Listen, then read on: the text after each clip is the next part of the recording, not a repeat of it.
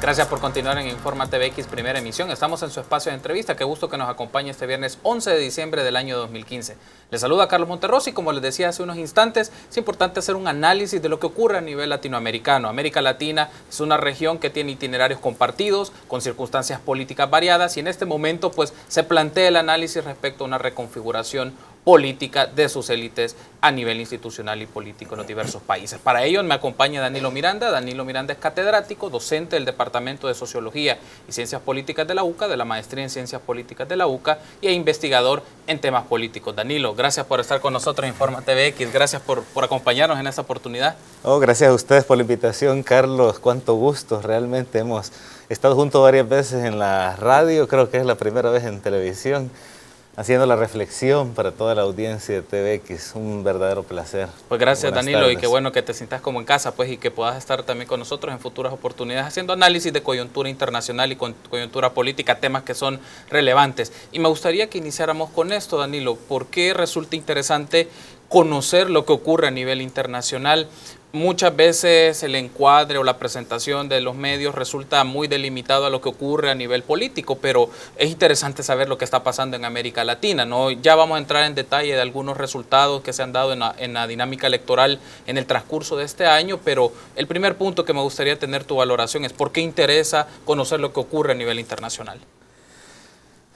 Yo creo que cualquier análisis político de la realidad salvadoreña estaría incompleto si no se consideran las fuerzas sociales, dinámicas, estructuras regionales, internacionales y globales. No es posible tener una mirada, un diagnóstico certero, completo, sistemático, metódico, si no se tienen en cuenta estos procesos que superan a las fronteras nacionales del Estado concebido en su acepción moderna como la entidad, la asociación política que garantiza dentro de un territorio determinado el monopolio de la fuerza o de la coacción legítima. Entonces, la globalización capitalista y todas las dinámicas que genera hacen que los estados o las sociedades nacionales estén en constante interacción con actores regionales y globales y además sometidos a las reglas internacionales del capitalismo, de las estructuras e instituciones políticas internacionales, las organizaciones supranacionales y otras fuerzas, otros actores no estatales, incluso ilegales, que también tienen un impacto en la política interna de los países. Entonces es necesario, es menester observar con lupa los procesos que ocurren en Centroamérica, en América Latina, en el hemisferio occidental y en el mundo, por supuesto, y ver cuáles son las dinámicas que se generan. Yo particularmente tengo un aprecio particular por esa entidad que conocemos como América Latina. Tengo una sensibilidad latinoamericanista, creo que tenemos, aunque se discute mucho qué significa exactamente América Latina, se discute mucho sobre la identidad común en un cierto pasado compartido, algunos elementos históricos que unen a todas las naciones latinoamericanas y es interesante y seguramente vamos a analizar estas dinámicas de integración regional. Pero bueno, queda planteado ya un primer escenario de la importancia que juegan los asuntos internacionales para explicar las cosas domésticas. Te voy a poner un ejemplo cotidiano. Los productos con los que nos vestimos, con los que están fabricadas las cámaras, los automóviles probablemente no se han fabricado en el país. Como vivimos en un país que importa casi todo, son productos que el solo hecho de que los consumamos aquí en El Salvador, ya eso implica un papel de El Salvador en el escenario económico internacional, en el escenario de comercio, ¿verdad? Una condición histórica de dependencia, un capitalismo dependiente, precario, el salvadoreño, que además está condicionado por las dinámicas regionales de violencia, el fenómeno de la migración, que si se quiere analizar la violencia extrema o la migración, creo que sería muy limitada la mirada si solo tomamos en cuenta El Salvador, ya que Guatemala y Honduras poseen dinámicas semejantes, ¿verdad? Tanto en uno y en el otro sentido. Luego, todo el el constreñimiento de las reglas comerciales que El Salvador ha asumido, las élites salvadoreñas han asumido, sus clases dominantes, sobre todo el Tratado de Libre Comercio con Estados Unidos, ¿verdad? Que nos aprisionan en algún sentido determinadas reglas que exceden al Estado, incluso la soberanía como se ha entendido tradicionalmente. Prueba de ello son las demandas contra el Estado salvadoreño, como por ejemplo la OceanGold, la minera, ¿verdad? Es una entidad de arbitraje que está diseñada al amparo de estas reglas mundiales del comercio que no las pone El Salvador, ni Honduras, ni México.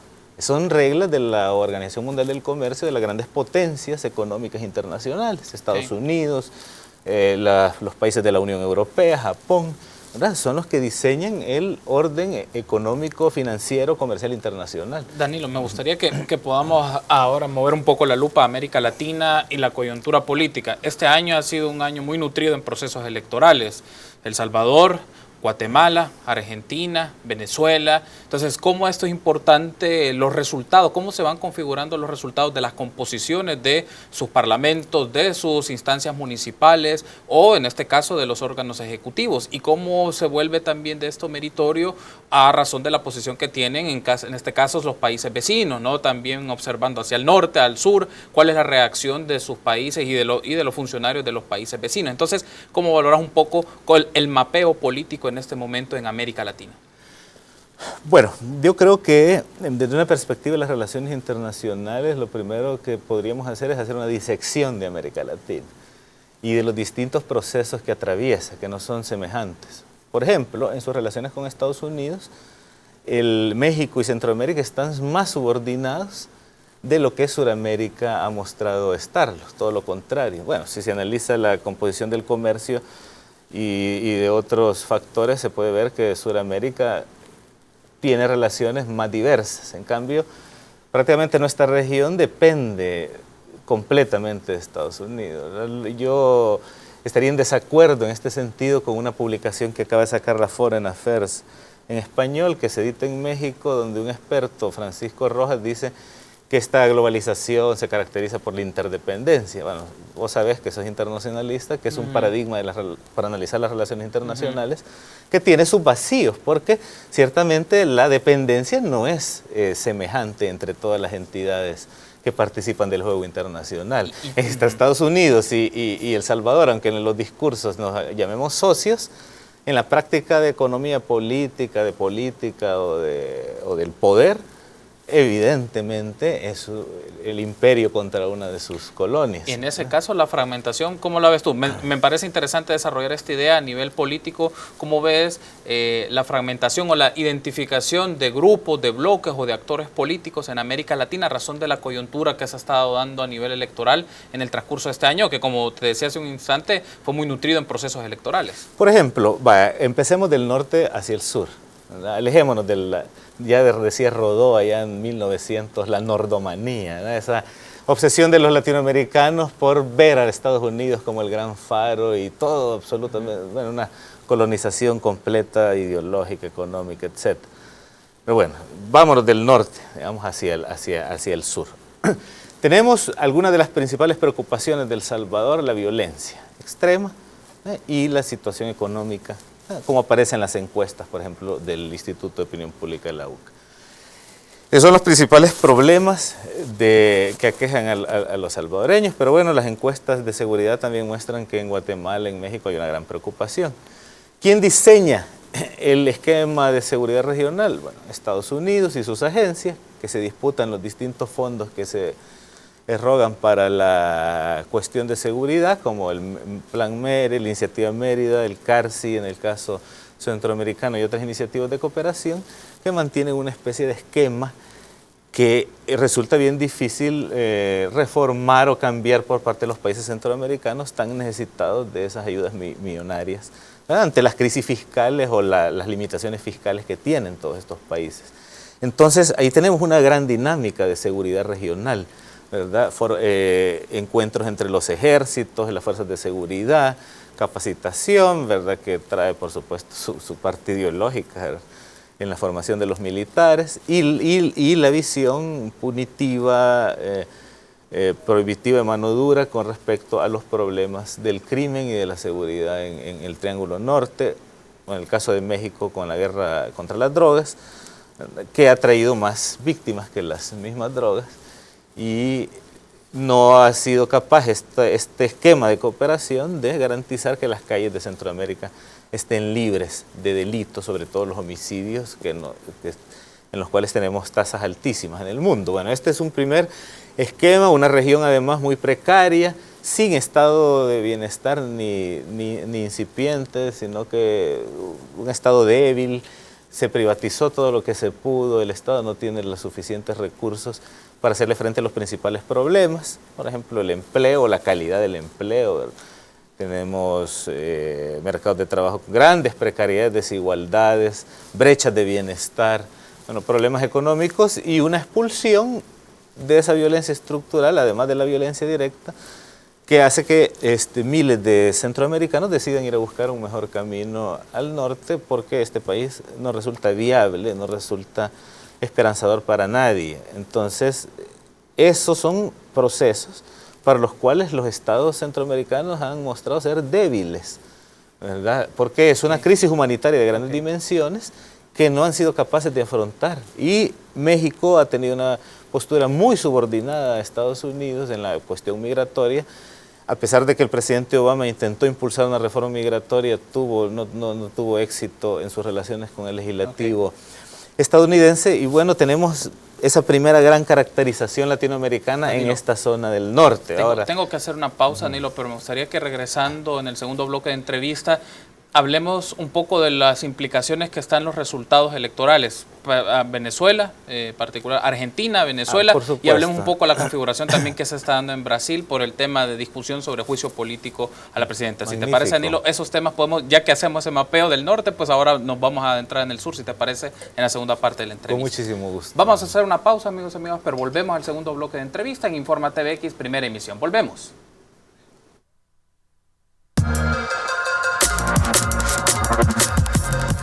Gracias por continuar con nosotros en Informa TVX Primera Emisión. Estamos en su espacio de entrevista y como les comentaba, nos acompaña Danilo Miranda, catedrático y analista en temas políticos sobre la coyuntura política de América Latina, Danilo. Y creo que esto está en agenda, en discusión, en la sección internacional del noticiero, pues hemos presentado estos temas, los resultados que se han dado particularmente en Argentina, donde Mauricio Macri pues asume la presidencia justo el día de ayer, y en el caso de Venezuela particularmente hay una reconfiguración bastante fuerte en el Parlamento venezolano. Entonces, me gustaría tener tu primera valoración sobre esto. ¿Qué implica, primero, la dinámica política de estos países, pero también su significado para la región? Por ahí está en los debates que hay un nuevo ciclo o es un proceso natural que puede ocurrir en un régimen electoral. ¿Qué valoración te genera, Danilo? Bueno, creo que son procesos, quizás quisiera empezar por el de Argentina porque me ha dejado gratamente impactado ver la enorme concentración a favor de Cristina Fernández en la histórica plaza. Sin duda se va con mucho cariño de la gente, un proceso de muchos años que vale la pena valorar y ponderar, porque a veces cuando termina un proceso de esta magnitud tendemos a ver nada más la coyuntura, pero el proceso argentino fue muy destacado a nivel internacional, a nivel interno. En Argentina fue donde se le puso un alto al ALCA. Lamentablemente ya hablábamos que Centroamérica es más vulnerable, más débil en este sentido, pero los países suramericanos dijeron al carajo. No sé si recuerdas la famosa alocución entre que el presidente Chávez, el presidente Kirchner, el presidente Lula, le pusieron un freno a las pretensiones del presidente George Bush en aquel momento de impulsar un área de libre comercio en toda América, con las desventajas que tiene, por supuesto, esto para las clases subalternas, en esquemas desiguales y asimétricos de comercio que solo benefician a las grandes corporaciones. Entonces se le puso un alto. Ya una primera señal internacional de que con Néstor Kirchner iba a producirse un cambio o una reconfiguración del orden hemisférico, lo que se mostró luego en la Organización de Estados Americanos, con la creación luego de UNASUR, bueno, luego entra Cristina. Hay muchos avances en materia, el bono, hay un bono muy bien valorado según las encuestas. También avances con respecto a los procesos de justicia, ¿verdad? Que ese es uno de los temores también que se tienen con Macri y con las fuerzas sociales regresivas que están detrás de Macri, en el sentido de que Argentina ha dado pasos importantes en la cuestión de la verdad y la justicia con respecto a los graves hechos que ocurrieron durante la dictadura, los crímenes de Estado que se cometieron en la dictadura, graves violaciones a los derechos humanos, y se había producido un clima de mucha apertura con los Kirchner, Néstor y Cristina.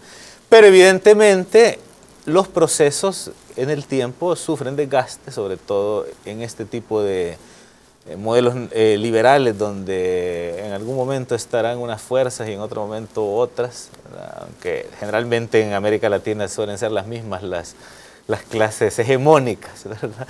Más allá del poder formal, ¿verdad? Sin embargo, en América del Sur hubo en alguna forma un enfrentamiento con esas clases hegemónicas, ¿verdad? En el caso de Argentina, los grandes potentados argentinos y sus intereses que habían usado al Estado para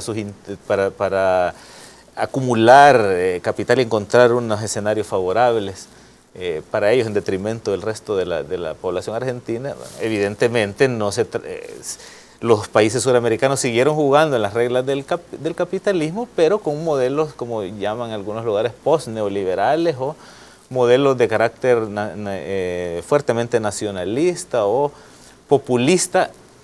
Aclaro que para mí la palabra populismo no es negativa, yo creo que tiene un desarrollo teórico, académico y empírico que vale la pena discutir y que generalmente está ausente del uso ligero que le dan los especialistas o los invitados usuales a los debates sobre la palabra populismo, ¿verdad? Pero se trata de una configuración política particular con fuerte presencia de las clases populares organizadas, activas políticamente, el tejido comunitario fortalecido, lo colectivo primando sobre la solución individual propia del liberalismo.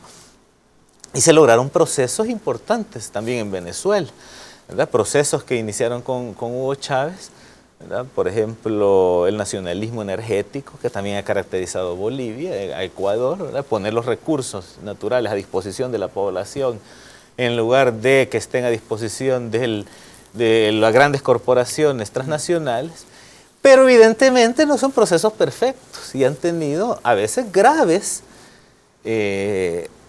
errores, ¿verdad? Por ejemplo, en el caso de Venezuela hubo una corrupción que el gobierno de Maduro no fue capaz o no tuvo la voluntad de frenar y que fue una de las cuestiones que tuvieron un costo político, ¿verdad? La cuestión Justo eso quiero hacer la mención, Danilo, ahora que hacemos un poco el salto a Venezuela y lo que ha significado en la reconfiguración del Parlamento venezolano y el indicador que te muestra esto para la búsqueda de acuerdos o consensos políticos, valorando el nivel de mayorías que tiene la oposición, bueno, quienes estaban en la oposición, ahora el partido que está en el espacio parlamentario. ¿Qué implica para esto, para Venezuela? Y sobre todo me interesa esto para la región latinoamericana. Sí, bueno, yo empecé haciendo la crítica de la corrupción en el gobierno de Venezuela como uno de los factores de la derrota. El otro es claramente la incapacidad para tomar decisiones adecuadas en política económica.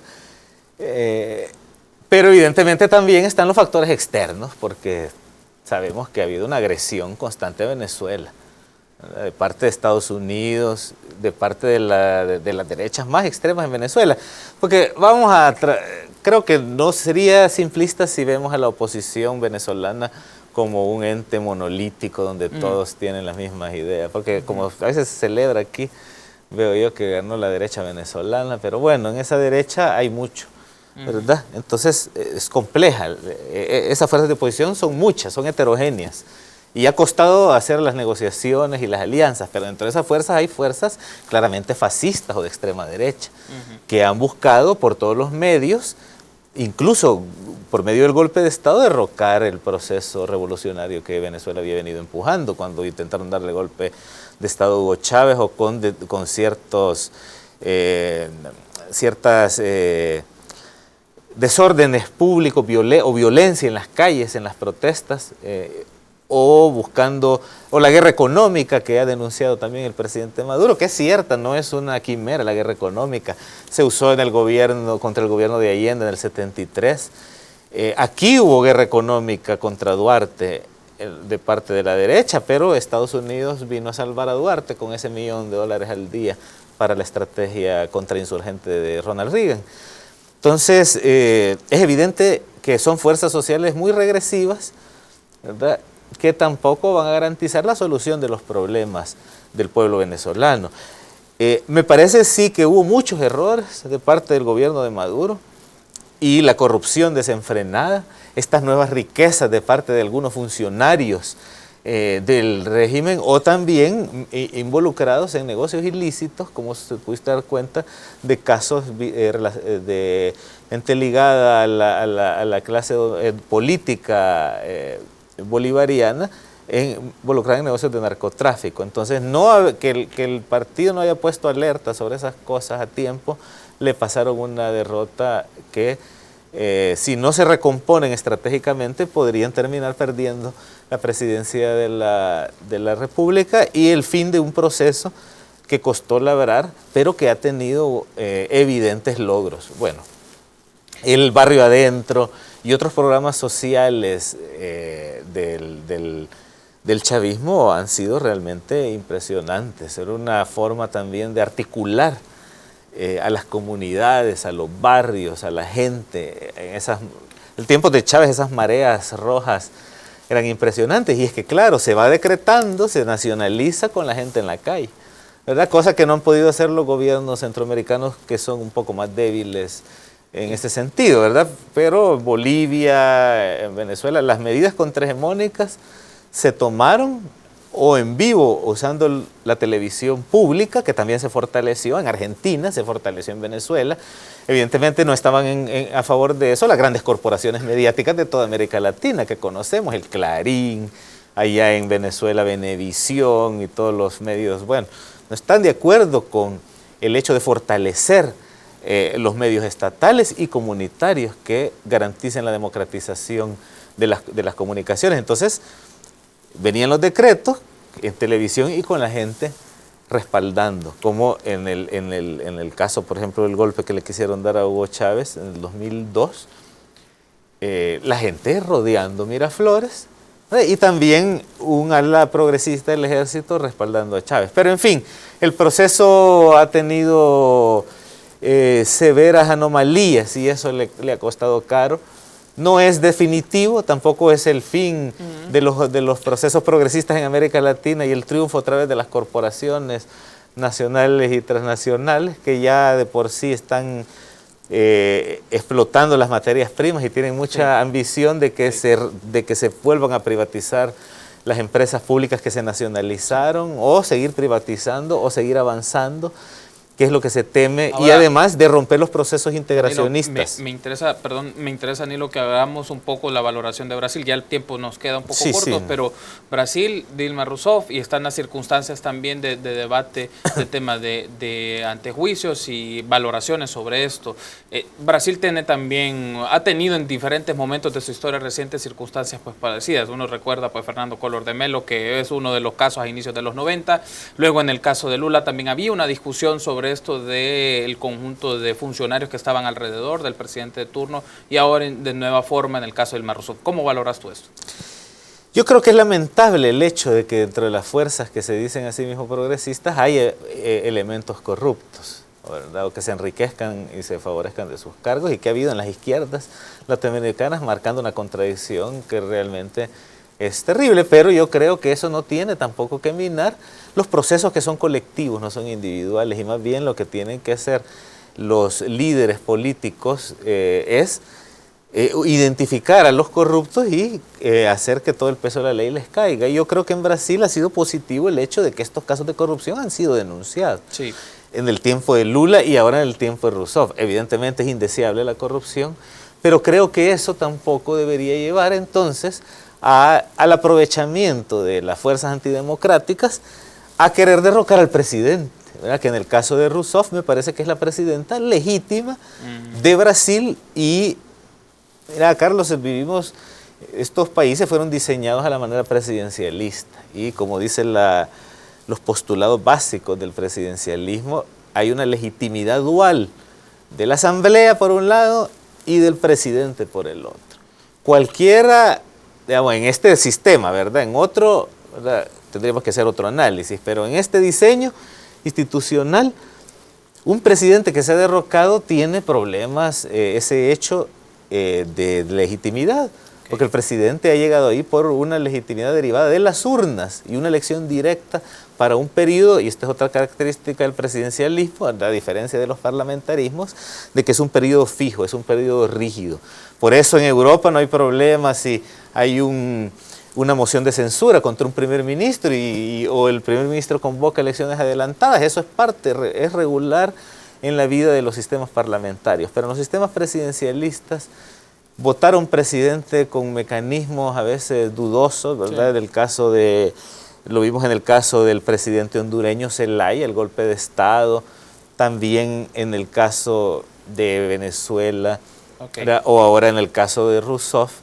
Yo creo que hay que manejar con mucha cautela y más bien creo que le haría muy bien al Partido de los Trabajadores identificar a los elementos que han incurrido en hechos de corrupción y que les caiga todo el peso de la ley, porque por estas manzanas podridas no se puede echar al traste el conjunto de logros que tuvo el gobierno, los dos gobiernos de Lula, el gobierno en general del Partido de los Trabajadores en materia social, aun cuando desde la izquierda se hacen críticas de que podría haber sido un modelo todavía más revolucionario, más radical, pero el gobierno de Lula sacó a muchísima gente de la pobreza mediante programas sociales que, si bien es cierto, son en algunos casos dirigidos o son focalizados, han sido de mucho alivio para un país como Brasil.